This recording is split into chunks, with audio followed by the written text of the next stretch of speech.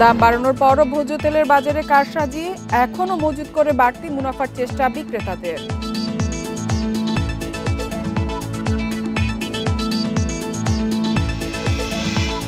অনিয়মের অভিযোগে টিসিবির প্রায় অর্ধেক কার্ড বাতিল, আলুর বাজার নিয়ন্ত্রণে ব্যর্থতা স্বীকার বাণিজ্য উপদেষ্টা।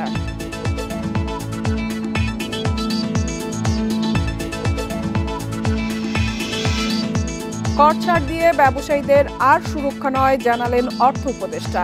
ভ্যাট চালান দিতে না চাইলে কঠোর ব্যবস্থার হুঁশিয়ারি। সবাইকে আমন্ত্রণ অর্থনীতি সারাদিনে, আপনাদের সাথে আছি ইফাতারা। শুনছিলেন শিরোনাম, এবারে জানাবো বিস্তারিত। সংকট সৃষ্টির পর দাম বাড়ানো হলেও ভোজ্য তেলের বাজারে কারসাজি থেমে নেই। বিক্রেতারা এখনো মজুত করে বাড়তি মুনাফা করার চেষ্টা করছে, অভিযোগ ক্রেতাদের। এমন পরিস্থিতিতে বাজারে ন্যায্য মূল্যে পণ্য সরবরাহের আহ্বান ভোক্তাদের। প্রায় 2 সপ্তাহ ধরে ভোজ্য তেলের বাজারে সংকট। পরিস্থিতি নিয়ন্ত্রণে সোমবার সয়াবিন তেলের দাম প্রতি লিটারে 8 টাকা বাড়ায় সরকার। তবে এখনও বাজারে সরবরাহ স্বাভাবিক হয়নি। ক্রেতাদের অভিযোগ, এখনও কারসাজির চেষ্টায় ব্যবসায়ীরা। এমন অভিযোগের পর রাজধানীর মোহাম্মদপুর কৃষি মার্কেটে অভিযান চালায় ভোক্তা অধিদপ্তর।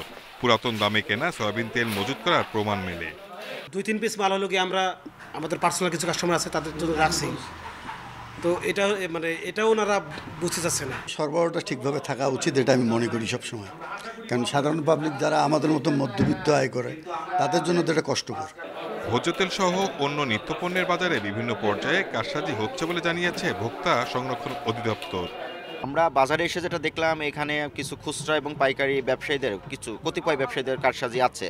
তারা তেলের মূল্য বৃদ্ধির সংবাদটা পেয়ে তেলটা স্টক করে ফেলেছেন। আমরা সেই তথ্য নেওয়ার জন্য আমরা বিভিন্ন বাহিনীর সহযোগিতা নিচ্ছি। আমরা যেখানে যে তথ্য পাবো সেখানে আমরা অভিযান পরিচালনা করব। নিত্যপণ্যের বাজার নিয়ন্ত্রণে খুচরা দোকানের পাশাপাশি মিল কারখানাতেও নজরদারি পরামর্শ বিশ্লেষকদের। Shahid Ahmed, independent News, Dhaka. এদিকে আলুর বাজার নিয়ন্ত্রণে সরকারের ব্যর্থতা স্বীকার করলেন বাণিজ্য উপদেষ্টা। এ থেকে শিক্ষা নিয়ে আগামীতে যথাযথ ব্যবস্থা নেওয়ার আশ্বাস দেন তিনি। মঙ্গলবার রাজধানীর পল্টনে ইআরএফ প্রাণ মিডিয়া অ্যাওয়ার্ড উপলক্ষে আয়োজিত অনুষ্ঠানে উপদেষ্টা এসব কথা বলেন। এ সময় তিনি জানান, অনিয়মের অভিযোগে বাদ দেয়া হয়েছে টিসিবির 43 লাখ কার্ড। নিম্ন আয়ের 1 কোটি পরিবারকে বাজারের চেয়ে কম দামে নিত্যপণ্য সরবরাহ করত টিসিবি। কিন্তু বিদায়ী সরকারের টিসিবি কার্ড বিতরণে দলীয় বিবেচনা, স্বজনপ্রীতি ও দুর্নীতির অভিযোগ ওঠে। অন্তর্বর্তী সরকার যাচাই বাছাই করে কার্ড সংখ্যা 57 লাখে নামিয়েছে। এদিকে চলতি বছর আলুর বাজার লাগামহীন হয়ে পড়ে। প্রতি কেজির দাম ছাড়ায় 100 টাকা। বাণিজ্য উপদেষ্টা জানান, উৎপাদন, চাহিদা ও সরবরাহ পর্যায়ে তথ্যের দুর্বলতা সহ নানা কারণে আলুর দাম নিয়ন্ত্রণে এই ব্যর্থতা। আমার উদ্দেশ্য, অফকোর্স আমাদের ফেলিয়ার আছে আলুতে, এটা অস্বীকার করার কোনো সুযোগ নেই। আমি আশা করি এই বছরের শিক্ষা থেকে, কারণ আমরা আগামী বছর জন্য আলুতে আরও ভালো কাজ করতে পারি, এই ধরনের কোনো সংকট তৈরি না হয়, সেটার ব্যাপারে আমি যথেষ্ট সজাগ থাকবো। এই প্রতিশ্রুতি আমি আপনাদেরকে দিচ্ছি। এ সময় তিনি আরও বলেন, 5 আগস্টের একটি প্রতিষ্ঠান তেল চিনির উৎপাদন বন্ধ করায় বাজারে চাহিদা মেটানো চ্যালেঞ্জিং হয়েছে। বাস্তবতা মেনেই ভোজ্য তেলের দাম লিটারে 8 টাকা বাড়ানো হয়েছে। দেশ থেকে পালিয়ে যাওয়ার ফলে যে একটা সরবরাহের ঘাটতি হয়েছে, ওই তুলনায় কিন্তু বাজারে আপনারা রিয়াকশন টের পাচ্ছেন না। আমি যখন গতকাল তেলের প্রাইস বাড়ানোর সিদ্ধান্ত নেই, এটা বাস্তবমুখী হিসেবে যদি আমি সিদ্ধান্ত না নিতাম, তাহলে দীর্ঘমেয়াদী একটা ক্ষতির কারণ হয়ে যেত। ব্যবসায়ীরা বলেন, আগামীতে ভূ রাজনৈতিক সুবিধা নিতে বাণিজ্যিক কৃষিকে জোর দিতে হবে। জমির স্বল্পতা বিবেচনায় বাড়াতে হবে উৎপাদনশীলতা। আগামী দিনে কিন্তু ধানের পাশাপাশি যেন কৃষকের লাভ হয়, এই ধরনের পণ্য যদি আমরা উৎপাদনে যাই, তাহলে কিন্তু কৃষক উপকৃত হবে। তখন কিন্তু আমাদের ভ্যালু অ্যাডেড কৃষি নিয়ে চিন্তা করতে হবে। এ সময় কৃষি ও কৃষি প্রক্রিয়াজাত খাতের সমস্যা ও সম্ভাবনা নিয়ে সেরা প্রতিবেদনের জন্য ইন্ডিপেন্ডেন্ট টেলিভিশনের জ্যেষ্ঠ প্রতিবেদক হরিশাহ সহ 10 সাংবাদিককে মিডিয়া অ্যাওয়ার্ড দেয়া হয়। Shafil Alam Sujon, Independent News, Dhaka. স্বাধীনতার পর থেকে কর ছাড়ে যে সুবিধা দেওয়া হয়েছে তা আর দেওয়ার পক্ষে নয় সরকার। কর ছাড়ের এই মানসিকতা থেকে বের হওয়া দরকার বলে মন্তব্য করেছেন অর্থ উপদেষ্টা সালেউদ্দিন আহমেদ। মঙ্গলবার ভ্যাট দিবস উপলক্ষে অনুষ্ঠিত অনুষ্ঠানে তিনি বলেন, যেসব ব্যবসায়ী ভ্যাটের চালান দিতে অনীহা দেখাবে তাদের বিরুদ্ধে ব্যবস্থা নেওয়া হবে। গত জুলাই থেকে সেপ্টেম্বর পর্যন্ত ভ্যাট বা মূসক আদায়ে ঘাটতি হয়েছে ৮,০০০ কোটি টাকার বেশি। এ সময় আদায়ের লক্ষ্য ছিল ৩৪,১৮১ কোটি টাকা। আগস্টে সরকার পরিবর্তনের পর ব্যবসা বাণিজ্যের ক্ষেত্রে অনিশ্চয়তা এবং উচ্চ মূল্যস্ফীতি এর কারণ বলছেন বিশ্লেষকরা। যদিও ভ্যাট আদায় থেকে পিছিয়ে পড়ার জন্য সব পক্ষের মানসিকতাকে দায়ী করেন অর্থ উপদেষ্টা। ভ্যাট দিবসের অনুষ্ঠানে তিনি বলেন, কর না দিলে সামাজিক সুবিধা থেকে বঞ্চিত হন নাগরিকরা। আপাতত মনে হয় খুব সিম্পল জিনিস, এই ট্যাক্স দিলাম না, চালান দিলাম না, আমরা ট্যাক্স মাফ চাইলাম, কিন্তু এটা কিন্তু শারীরিকভাবে কিন্তু একটা ইম্প্যাক্ট পড়ে। দেশ এখন নানা চ্যালেঞ্জের মধ্য দিয়ে যাচ্ছে জানিয়ে উপদেষ্টা বলেন, স্বাধীনতার পর থেকে সরকার কর ছাড় দিয়ে আসলেও তা আর দেয়া হবে না।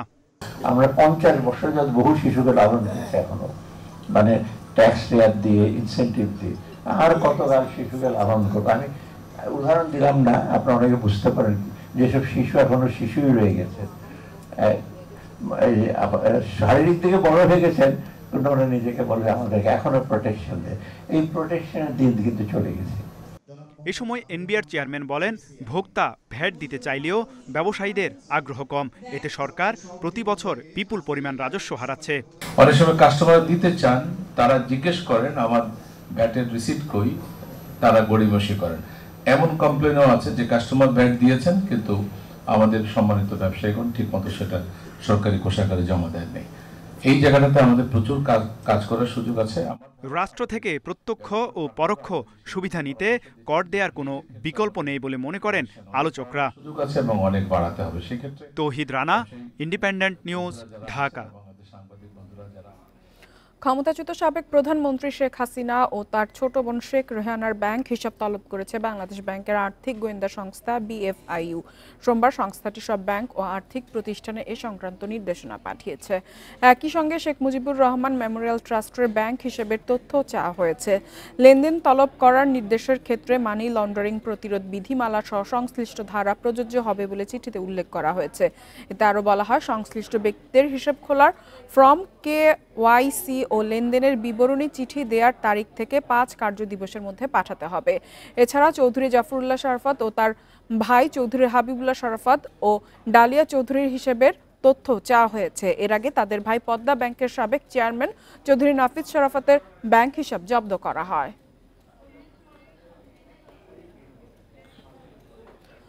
দীর্ঘদিন ধরে চেয়ারম্যান ও কমিশনার না থাকায় অচল হয়ে পড়েছে দুর্নীতি দমন কমিশন দুদক। ফলে দুর্নীতির প্রায় 20,000 অভিযোগের বিষয়ে কোনো ব্যবস্থা নেওয়া যাচ্ছে না।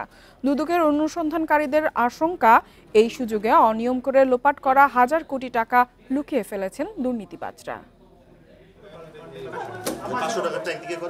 শেখ হাসিনার পতনের পর আশা ছিল সারা দেশে দুর্নীতিবাজদের বাসাবাড়ি থেকে উদ্ধার হবে হাজার কোটি টাকা, কিন্তু 4 মাসের বেশি সময়ে 10 কোটি টাকার বেশি উদ্ধার করতে পারেনি আইন শৃঙ্খলা বাহিনী।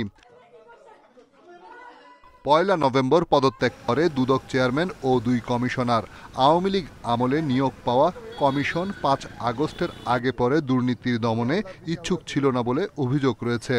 শুরু থেকে এ পর্যন্ত যেটা দেখতে পেয়েছি, বড়জোর কিছু কিছু চুনোপুটিকে তা না এক্সট্রা করা ছাড়া কোনো প্রকার রুইকাত্তা বা ক্ষমতার সাথে যারা সংশ্লিষ্ট তাদেরকে জবাবদিহিতে আনতে পেরেছে দুদক কমিশন, তার দৃষ্টান্ত খুবই বিরল। দুদক কর্মকর্তাদের দাবি, 1 মাসের বেশি সময়েও নতুন কমিশন গঠন না হওয়ায় আইনের ব্যত্যয় হয়েছে। পার পেয়ে গেছে অনেক দুর্নীতিবাজও, কেননা কমিশনের অনুমোদন ছাড়া দুদক কর্মকর্তারা কোনো পদক্ষেপ নিতে পারেন না। অভিভাবক হিসেবে তারা যে সিদ্ধান্ত গ্রহণ এবং প্রদান করে সেটা কমিশনের কর্মকর্তা কর্মচারীরা বাস্তবায়ন করে। যেহেতু এখন অভিভাবক শূন্য, তাই দুর্নীতি দমন কমিশনের উপর থেকে কোনো সিদ্ধান্ত গ্রহণ এবং প্রদান করা হচ্ছে না। তাই এ সমস্ত বিষয় বাস্তবায়নের কোনো ক্ষমতা কমিশন কর্মকর্তা কর্মচারীদের নাই। দ্রুত কমিশন গঠন করে আওয়ামী লীগ সরকারের দুর্নীতির বিরুদ্ধে ভূমিকা নিতে না পারলে দুর্নীতির প্রবণতা দূর হবে না বলছেন কর্মকর্তারা। রিশাদ হুদা, ইন্ডিপেন্ডেন্ট নিউজ, ঢাকা। দেশের দারিদ্র্য দূর করতে নীতি নির্ধারণী পর্যায়ে সহায়তা করবে ডিপ চ্যালেঞ্জ ফান্ড। হতদরিদ্র ও সুবিধাবঞ্চিত মানুষদের নিয়ে কাজ করতে আগ্রহী গবেষকদের সব ধরনের সহায়তা দেওয়া হবে তহবিল থেকে। মঙ্গলবার রাজধানীর একটি হোটেলে ফান্ডের উদ্বোধন করা হয়। গবেষণার জন্য স্বল্প ও মাঝারি মানের আর্থিক সহায়তা দারিদ্র্য সংক্রান্ত তথ্যের ঘাটতি দূর করবে বলে জানান আলোচকরা। এ সময় বিগত দিনে কাজ করা হয়নি এমন বিষয় গবেষণায় তুলে আনার কথাও জানান গবেষকরা। এ সময় তথ্য ও অতি দরিদ্র নিয়ে বাংলাদেশের পাশাপাশি ভারত, মিয়ানমার, তানজানিয়া সহ অনেক দেশে কাজ করার কথা জানান বক্তারা।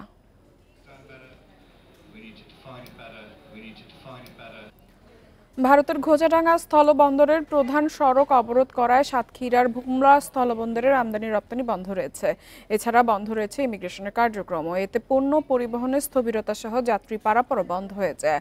বন্দর কর্তৃপক্ষ জানায়, পশ্চিমবঙ্গ বিধানসভার বিরোধী দলীয় নেতা শুভেন্দু অধিকারী ঘোজাডাঙ্গা অবরোধের ডাক দেন। এরই অংশ হিসেবে ঘোজাডাঙ্গায় প্রধান সড়কে মঞ্চ তৈরি করে সমাবেশ হয়। এতে ভোমরা স্থলবন্দরের আমদানি রপ্তানি কার্যক্রম বন্ধ হয়ে যায়। ইমিগ্রেশনের কার্যক্রম বন্ধ থাকায় দূর দূরান্ত থেকে আগত যাত্রীরাও পড়েন বিপাকে। ভোমরা স্থলবন্দর দিয়ে গড়ে প্রতিদিন 250 ট্রাক পণ্য আমদানি রপ্তানি হয়। বর্তমানে পাথর, চাল ও পেঁয়াজের ট্রাক বেশি ঢুকছে। প্রতিদিন জানাইছে আমাদেরকে ওনারা সমাবেশ করছেন রোডের ওপরে, যে রোডের ওপরে অনেক স্টেজ বা অনেক চেয়ার টেবিল আছে, যার পরিপ্রেক্ষিতে ওগুলো পরিষ্কার করার পরে ওখান থেকে সম্পূর্ণ ক্লিয়ার হওয়ার পরে আমদানি রপ্তানি পূর্বের ন্যায় চালু হবে বলে আমাদের ইন্ডিয়ান থেকে আমাদেরকে জানায়। বিশ্ববাজারে জ্বালানি তেলের দাম কিছুটা কমেছে। ব্রেন্ট ক্রুড তেলের দাম ব্যারেল প্রতি 27 সেন্ট কমে $71.87 নেমেছে। অন্যদিকে DIWTI ইন্টারমিডিয়েট ক্রুডের দাম ব্যারেল প্রতি 31 সেন্ট কমে $68 নেমেছে। সোমবার এই দুই ধরনের তেলের দামই 1% বেশি বেড়েছিল। সিরিয়ার প্রেসিডেন্ট বাশার আল আসাদের পতন এবং চীনা সরকারের নীতিগত প্রণোদনার অঙ্গীকারের কারণে বিশ্ববাজারে তেলের দাম বেড়েছিল। বিশ্লেষকরা বলছেন, দাম কমে যাওয়ার কারণে এখন তেল কেনার সুবর্ণ সময়। পূর্বাভাস অনুযায়ী তেলের দাম ব্যারেল প্রতি $72.50 পর্যন্ত উঠবে। তবে সবকিছু নির্ভর করবে আন্তর্জাতিক পরিস্থিতির ওপর।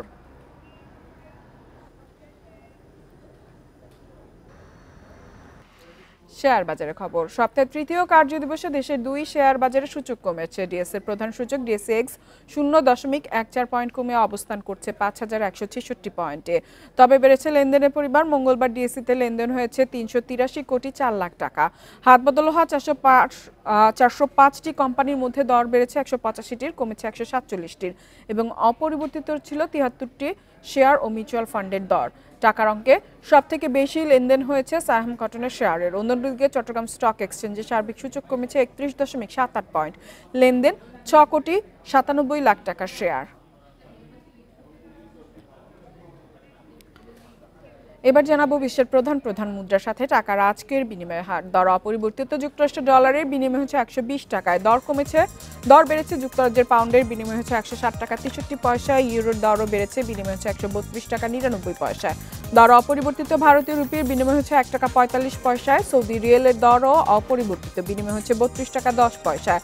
দর পরিবর্তন হয়নি। আরব আমিরাতের দিরহামের বিনিময় হচ্ছে 32 টাকা 83 পয়সায়। বেড়েছে কুয়েতি দিনারের দর, বিনিময় হচ্ছে 393 টাকা 2 পয়সায়। এছাড়া মালয়েশিয়ান রিঙ্গিতের দর কমেছে, বিনিময় হচ্ছে 27 টাকা 24 পয়সায়। আর এই ছিল অর্থনীতি সারাদিনের আজকের আয়োজনে। ইন্ডিপেন্ডেন্ট টেলিভিশনের সব খবর আরও জানতে চোখ রাখুন ফেসবুক, ইউটিউব এবং এক্সে। আমন্ত্রণ আমাদের পরের আয়োজনে।